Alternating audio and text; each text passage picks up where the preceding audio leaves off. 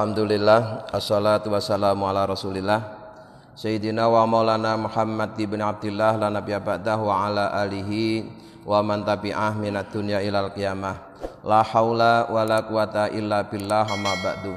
Lillahi ta'ala al-Fatihah. A'udzu billahi minasy syaithanir rajim. Bismillahirrahmanirrahim. Alhamdulillahi rabbil alamin. Ar-Rahmanir Rahim. Maliki yaumiddin. Iyyaka na'budu wa iyyaka nasta'in. Ihdinas siratal mustaqim. Siratal ladzina an'amta 'alaihim ghairil maghdubi 'alaihim waladdallin. Amin.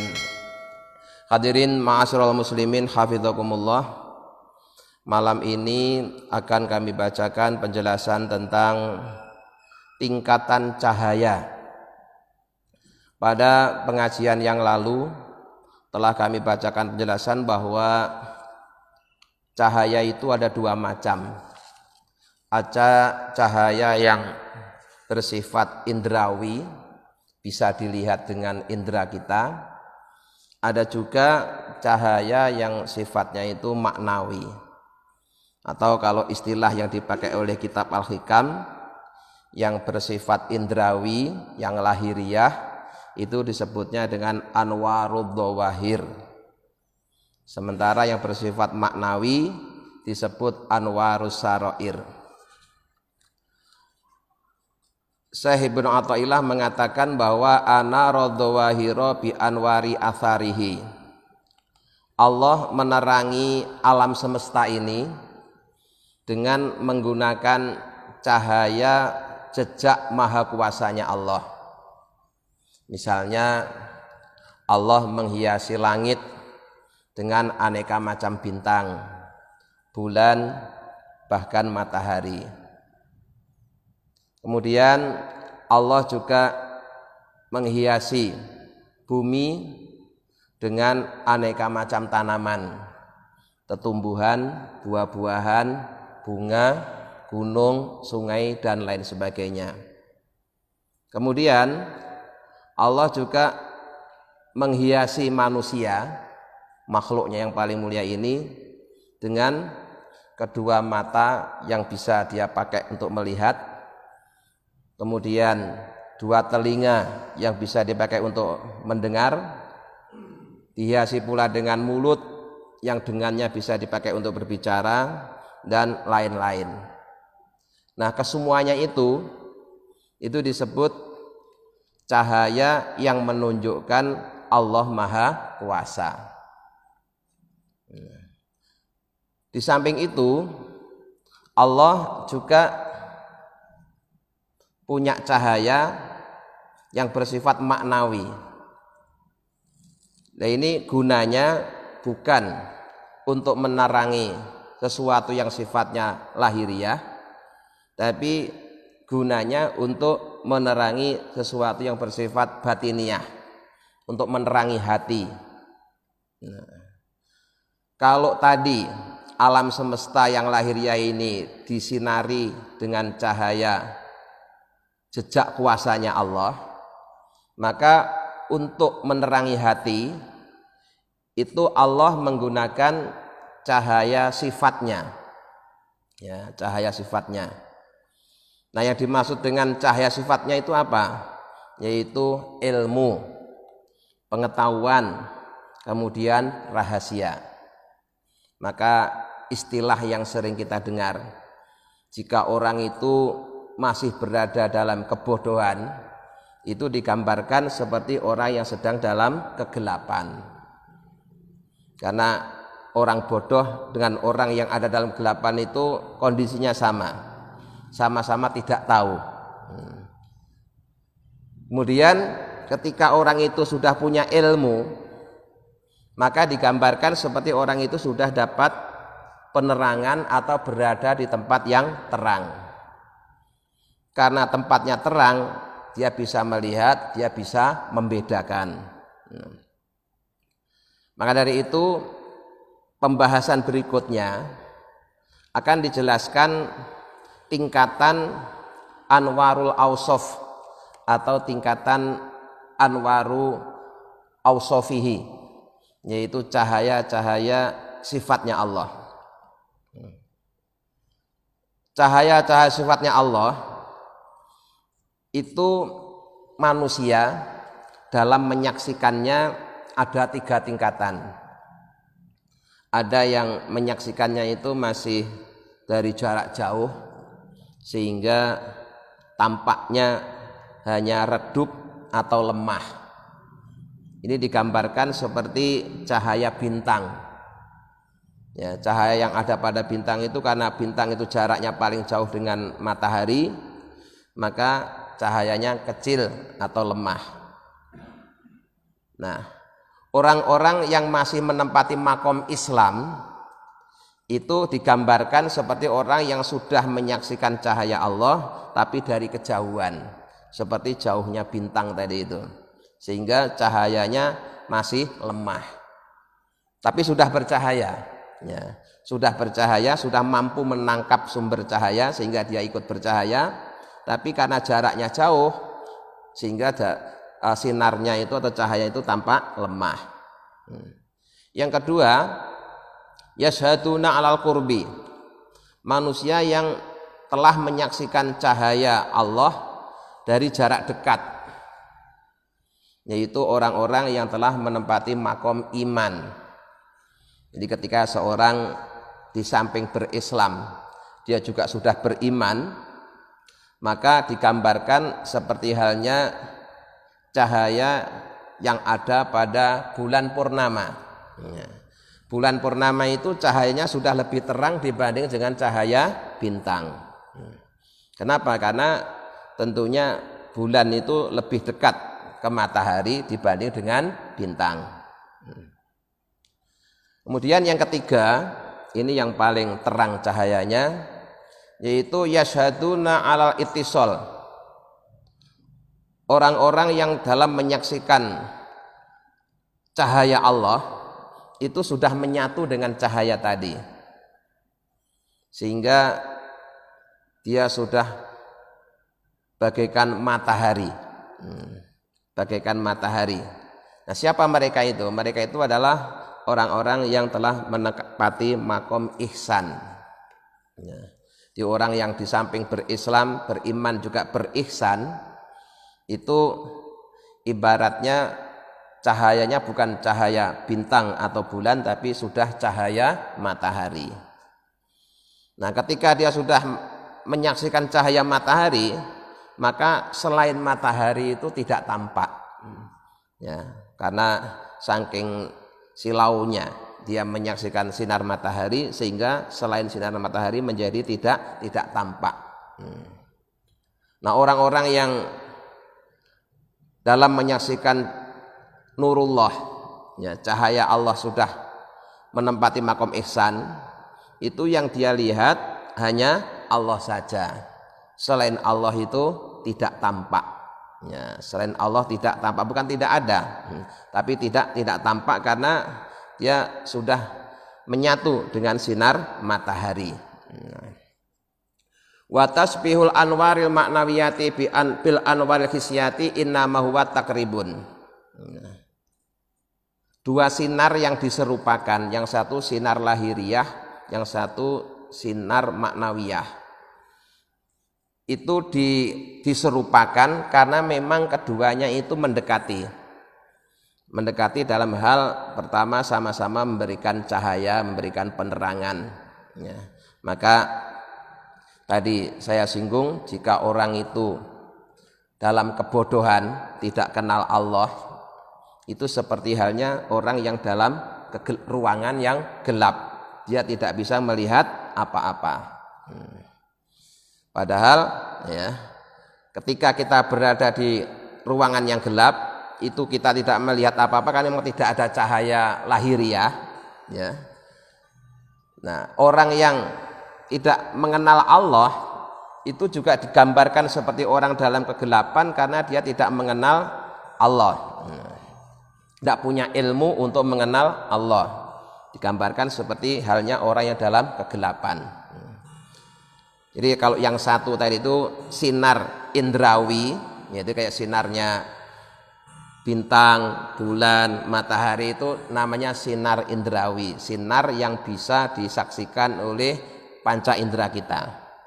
Sementara untuk ilmu, pengetahuan, rahasia itu sifatnya adalah cahaya maknawi. Cahaya maknawi. Wa illa bila tidak fa anwarul qulubi kulluha azimatun. Seandainya antara cahaya indrawi dan cahaya maknawi ini tidak dianggap mendekati, dipisahkan, niscaya cahaya yang Allah letakkan ke dalam hati seorang hamba itu sungguh sangat agung sekali. Di cahaya iman, cahaya Islam, apalagi cahaya ihsan yang Allah limpahkan atau curahkan ke dalam hati seorang hamba, itu seandainya ditampakkan dalam bentuk cahaya indrawi, itu sangat terang sekali. Sangat terang sekali. Cuma selama ini kita baru bisa menyaksikan cahaya yang bersifat indrawi. Untuk cahaya yang bersifat maknawi kita rata-rata belum bisa menyaksikan. Baru sekedar memahami tapi belum menyaksikan. Seandainya nanti tutup yang ada dalam hati kita itu sudah dibuka oleh Allah dan kita menyaksikan cahaya maknawi, itu ternyata cahaya maknawi itu luar biasa, lebih terang daripada cahaya indrawi. Qala Syekhu Abdul Hasan radhiyallahu anhu, Syekh Abdul Hasan telah berkata, lau kusifa, seandainya dibuka an-nuril mu'mini, dari cahayanya orang yang beriman, al-asi, yang berbuat maksiat, la tabaqa ma baina sama'i wal ardi, niscaya cahayanya orang mukmin yang berbuat maksiat itu akan memenuhi langit dan bumi. Padahal dia orang yang berbuat maksiat tapi sudah punya iman. Jadi seandainya setiap orang beriman itu terus cahayanya ditampakkan, cahaya imannya itu ditampakkan oleh Allah, dibuka oleh Allah, maka cahaya iman itu akan memenuhi langit dan bumi. Padahal itu orang iman yang masih suka berbuat maksiat. Fama dhannuka, lalu apa keyakinanmu binuril mu'mini, terhadap cahaya orang yang beriman, al-muti'i, yang taat kepada Allah. Kalau orang mukmin yang maksiat saja cahayanya sudah memenuhi langit dan bumi, apalagi cahayanya orang mukmin yang taat, tentunya sudah lebih terang lagi. Begitu. Cuma itu semua baru bisa disaksikan kalau mata hati kita sudah dibuka oleh Allah. Jadi kita kalau belum menyaksikan secara langsung itu cukup namanya ilmu yakin, meyakini secara ilmu saja. Nanti kalau sudah dibuka beneran itu baru ainul yakin, menyaksikan beneran. Jadi seandainya cahayanya orang mukmin yang berbuat maksiat itu dibuka oleh Allah, maka cahaya itu akan memenuhi langit dan bumi. Maka betapa terangnya cahaya yang ada pada orang mukmin yang taat. Wa qala Syekhu Abdul Hasan radhiyallahu anhu, dan telah berkata Syekh Abdul Hasan, semoga Allah selalu meridhoinya, lau kusifa, seandainya dibuka an hakikatil wali, tentang hakikat seorang wali, la ubida, niscaya akan disembah min dunillahi, selain Allah. Bahkan kata Syekh Abdul Abbas Al-Mursi, Syekh Abdul Abbas ini muridnya Syekh Abdul Hasan, gurunya yang nulis atau yang ngarang kitab Al-Hikam, gurunya Syekh Ibnu Athaillah, itu namanya Abdul Abbas. Abdul Abbas punya guru lagi namanya Abdul Hasan. Syekh Abdul Abbas berkata, seandainya hakikat seorang wali itu dibuka oleh Allah, sinarnya ditampakkan, maka orang-orang akan menyembah wali tersebut. Malah bahaya. Dia tidak nyembah Allah tapi nyembah seorang wali, padahal dia baru seorang wali. Saking terangnya cahaya yang Allah curahkan ke dalam hati seorang waliullah. Nah, kita tidak bisa menyaksikan itu juga ada hikmahnya, sehingga kita tidak akan sampai menyembah seorang wali. Yang kita sembah hanya Allah. Seandainya kita mampu menyaksikan cahaya yang ada pada seorang wali, jangan-jangan malah kita nyembah walinya, bukan nyembah Allah. Wa qala fi Lataifil Minan, dan dikatakan oleh Syekh Abdul Abbas dalam kitab Lataiful Minan, walau kasafa, seandainya membuka sapa al-haqqu Allah amma sriqati qulubi anwari auliyaihi, dari tempat terbitnya hatinya para walinya Allah, lantawa nuru samsi wal qamari fi masraqati anwari qulubihim.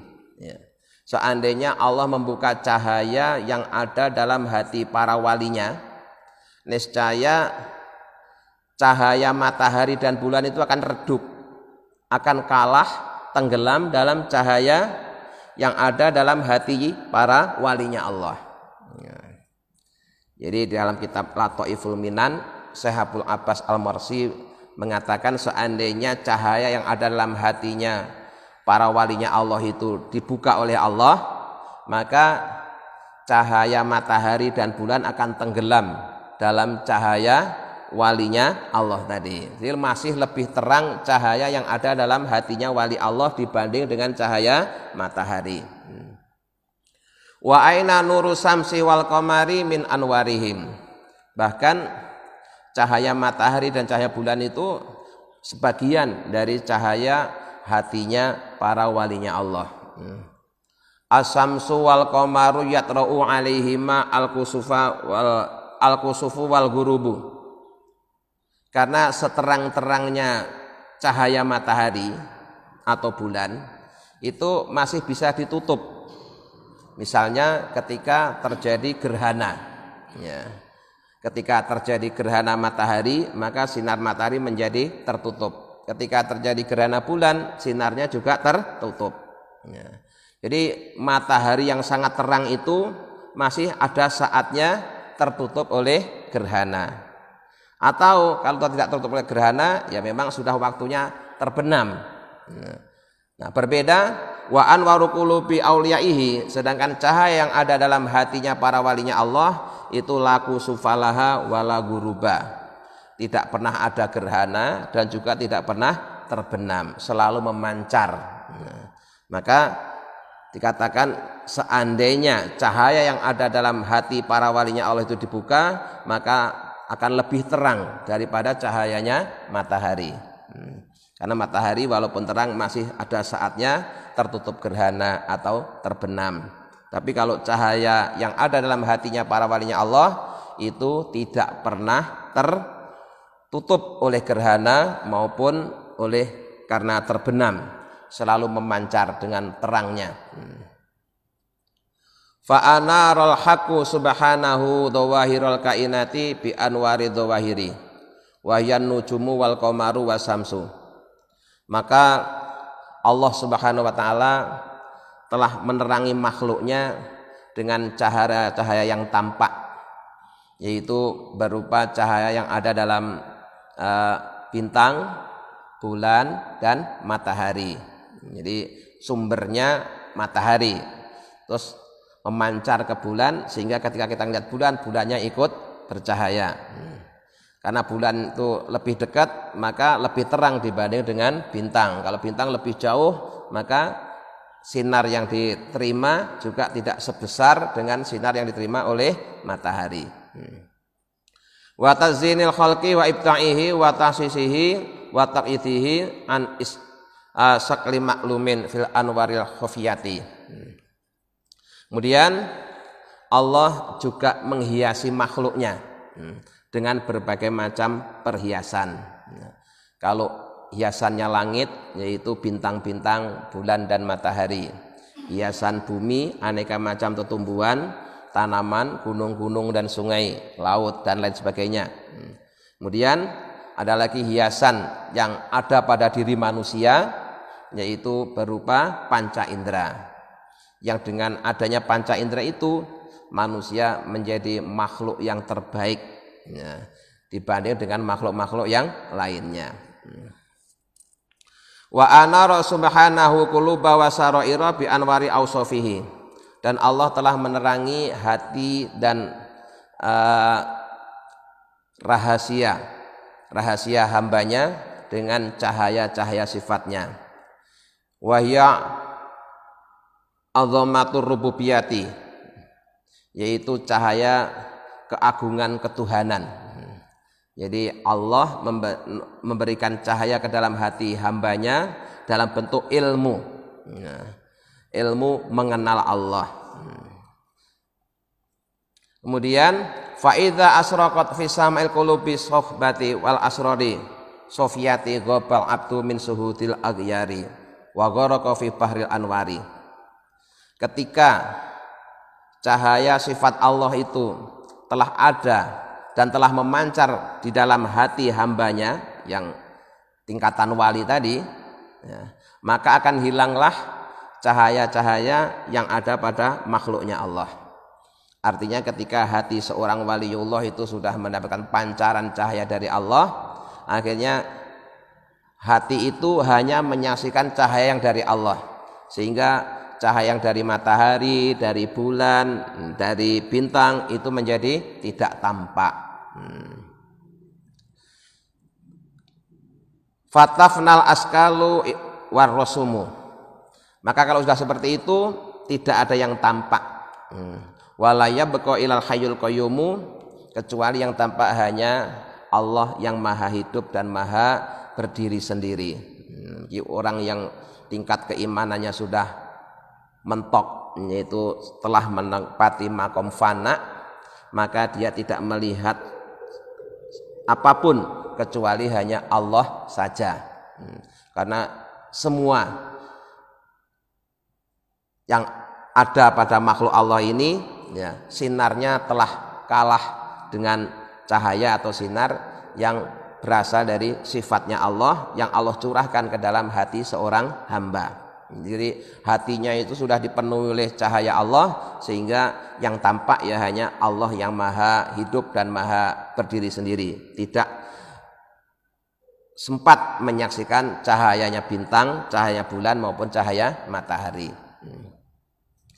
Kemudian summa dzakarul farqa baina anwari dzawahiri wa anwari sarairi. Berikut ini akan dijelaskan perbedaan antara cahaya lahiriah dengan cahaya batiniah. Li ajli dzalika afalat anwaru dzawahiri walam ta'ful anwarul qulubi wasarairi. Jika dibanding antara cahaya lahiriah dengan cahaya batiniah, tentunya lebih kuat cahaya yang bersifat batiniah. Contoh yang gampang itu gini, Pak. Ya. Ada orang yang secara lahiriah matanya buta, mata lahiriahnya buta, tapi mata hatinya tidak buta. Kan ada orang sepertinya, di mata lahiriahnya buta, tetapi mata hatinya tidak buta. Ternyata orang tersebut lebih alim, ya, lebih hebat dibanding dengan orang yang mata lahiriahnya melek tapi mata hatinya buta. Di manusia itu, ya, ada yang mata lahirnya melek tapi mata hatinya buta. Ada juga sebaliknya, mata lahirnya buta tapi mata hatinya melek. Ada yang buta kedua-duanya, mata lahirnya buta, mata hatinya juga buta. Ada juga yang melek kedua-duanya, mata lahirnya melek, mata hatinya juga melek.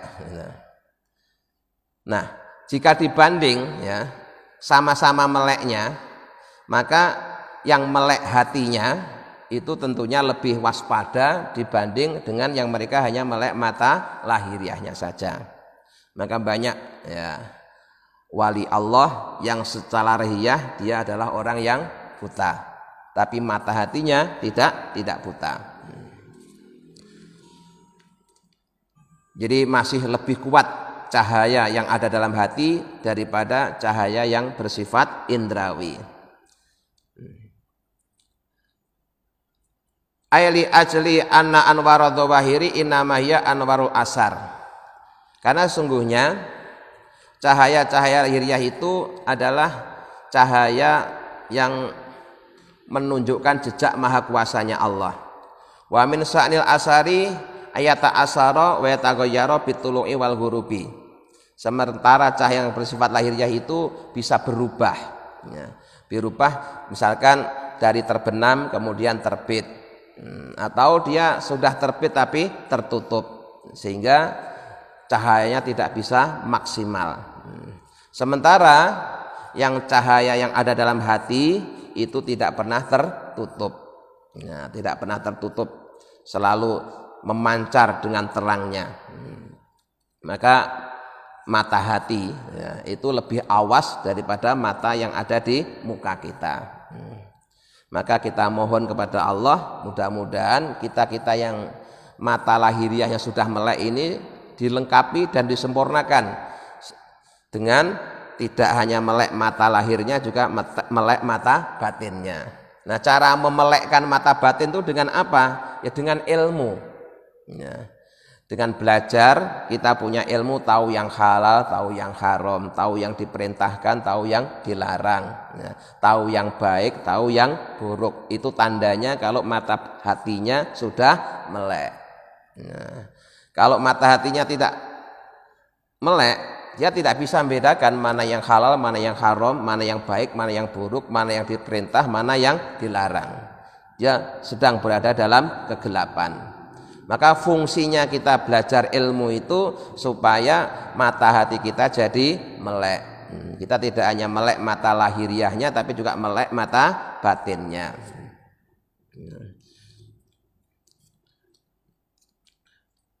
Kemudian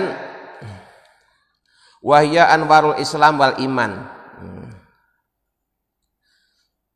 Mata hati yang sudah bercahaya itu jika cahayanya masih seperti bintang dan bulan purnama, itu disebut dengan istilah anwarul Islam wal iman. Ya. Dia telah mendapatkan cahaya Islam dan cahaya iman. Itu sudah lumayan. Ya, sudah lumayan. Maksudnya lumayan apa? Ya sudah terang. Ya, malam hari kalau suasananya cerah kemudian ada bintang dan bulan itu kan tampak indah. Ya, sehingga orang yang sudah mengamalkan Islam dan iman itu bagaikan cahaya bintang dan bulan purnama. Wa anwaru sarairi wahya anwarul ihsan.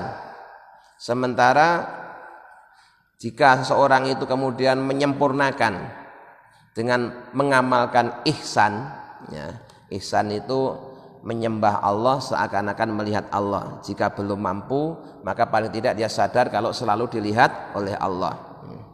Maka orang itu sudah tidak hanya bagaikan bintang dan bulan, tapi sudah bagaikan matahari. Jadi sudah sangat terang sekali. Maka supaya kita lengkap, yaitu di selain mengamalkan ajaran Islam, juga mengamalkan ajaran iman plus dengan ajaran ihsan. Karena tiga hal inilah yang akan menjadikan kita Islamnya menjadi sempurna. Iman, Islam, ihsan, atau Islam, iman, ihsan.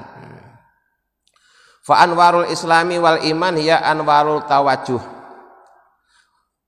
Cahaya-cahaya Islam dan iman itu adalah cahaya menghadap Allah.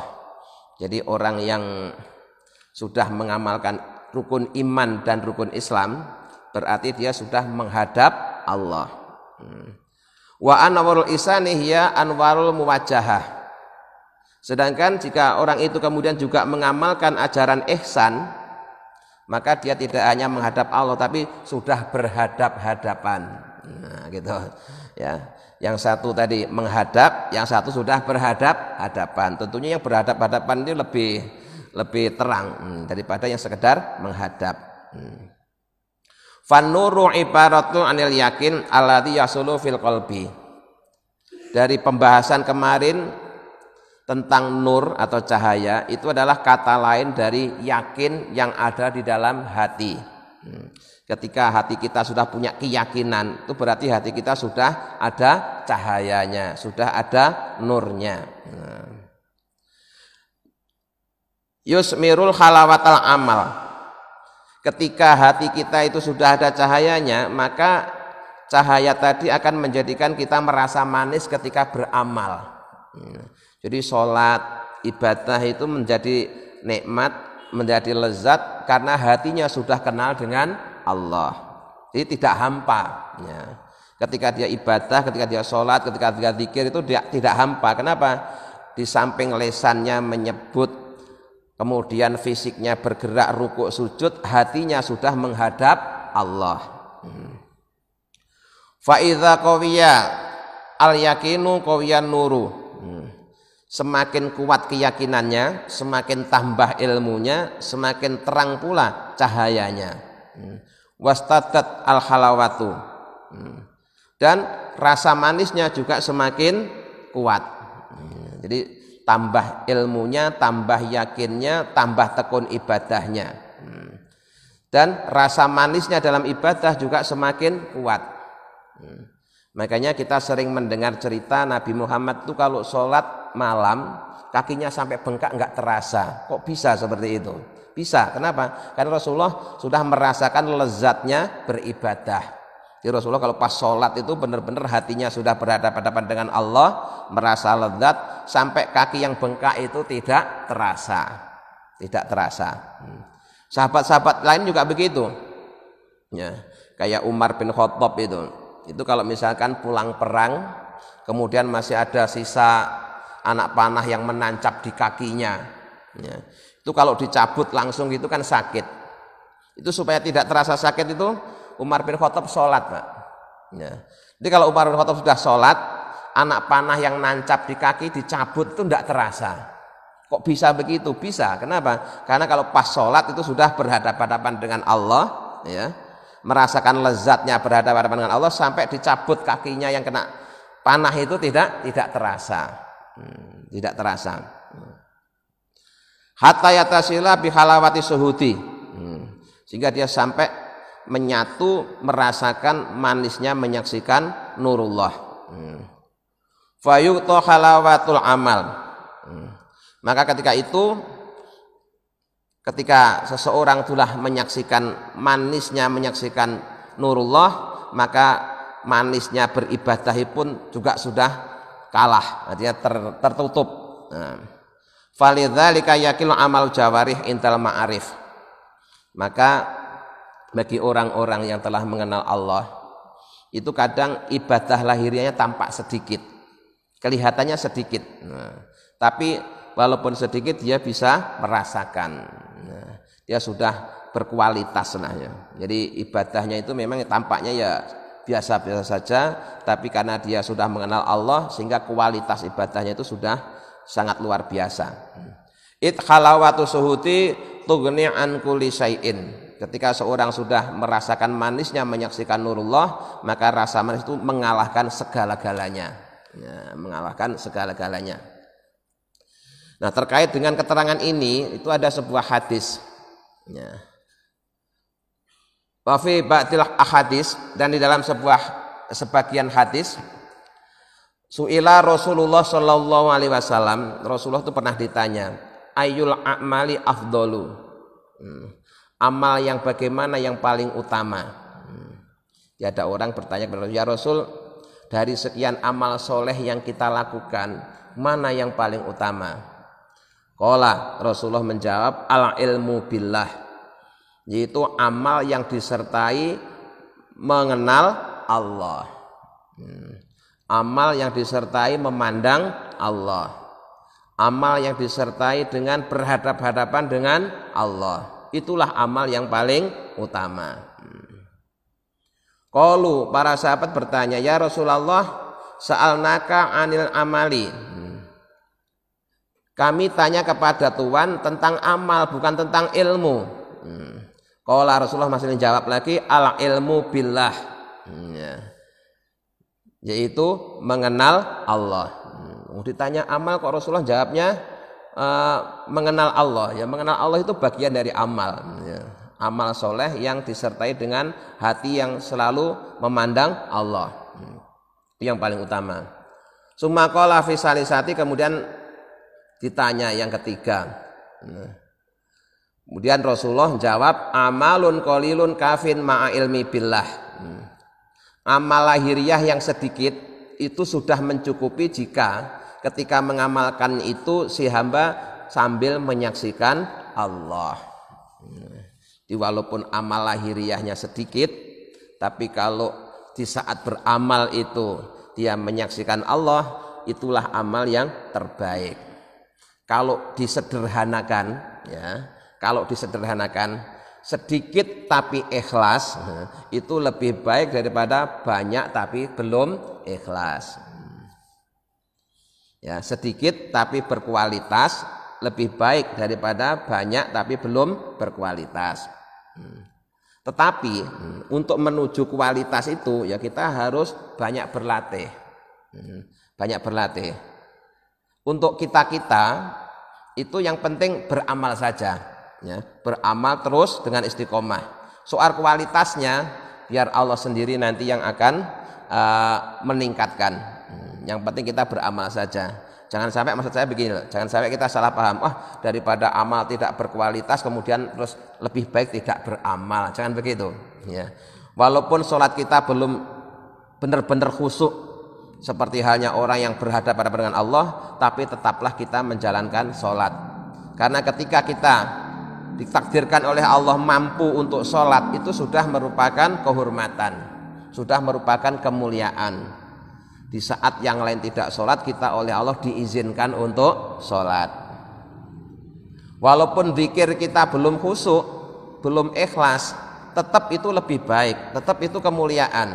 Kenapa? Di saat yang lain mulutnya tidak diizinkan oleh Allah untuk menyebut namanya, mulut kita oleh Allah diizinkan untuk menyebut-nyebut namanya. Itu sudah merupakan satu kehormatan. Walaupun kita yang namanya orang awam ya nggak mungkin kayak ibadahnya para nabi atau para rasul. Jadi yang makom fana tadi itu ya, yang berhadap-hadapan dengan Allah tadi itu ya para walinya Allah, para nabinya Allah dan para rasulnya Allah. Kalau kita yang orang biasa ini cukup menghadap Allah itu saja sudah luar biasa. Ya. Waktunya sholat kita menghadap Allah dengan sholat, itu saja sudah bagus. Perkara kualitas sholat kita, wallahu a'lam, kita serahkan sepenuhnya kepada Allah. Yang penting syarat rukunnya sudah ditunaikan. Karena yang membuat hati kita menjadi khusyuk itu ya Allah sendiri. Kita hanya mempersiapkan diri untuk dijadikan orang yang khusyuk. Jadi kita jangan patah semangat, kita jangan lemah. Ya, artinya kita harus tetap istiqomah. Ya. Berjalanlah menuju Allah walaupun harus jatuh bangun. Maksudnya begitu. Ya, walaupun jatuh bangun kita tetap berjalan menuju Allah. Mudah-mudahan dengan bimbingannya kita bisa istiqomah menjalankan perintah-perintahnya. Amin ya rabbal alamin. Allahumma sholli ala sayyidina Muhammad wa sallam alhamdulillahi rabbil alamin. Allahumma inna nas'aluka imanan daima yaqinan shadiqan wa qalban khashian lisanan dzakiran wa rizqan halalan wa ilman nafi'an sholihan. Allahumma ja'alna wa auladana wa dzurriyyatina wa talamidana min ahlil ilmi wa ahlil khair wa lil ibadah wa la tajna iyahum min ahlil jahli wal ma'siyah. Rabbana atina fid dunya hasanah wa fil akhirati hasanah wa qina adzabannar. Subhana rabbika rabbil izzati amma yasifun wa salamun alal mursalin walhamdulillahi rabbil alamin. Assalamualaikum warahmatullahi wabarakatuh.